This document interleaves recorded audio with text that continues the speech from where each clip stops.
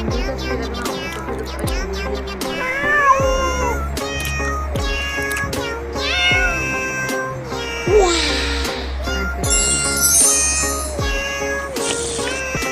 अब